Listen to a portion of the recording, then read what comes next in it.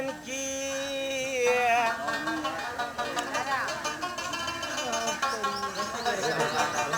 افسوس دا دی چې د ګل خریدار نشته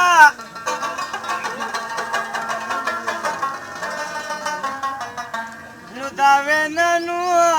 د ملنګ جان د خولې اثر لري کا ورسره د چا دعا د زار نشته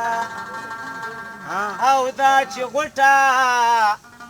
ونیمه شپه شوه نو داسې فکر ورته یوړمه نو مروره لاړه خفه شوه داسې فکر ورته یوړمه او دا چې غوټه ونیمه شپه شوه داسې فکر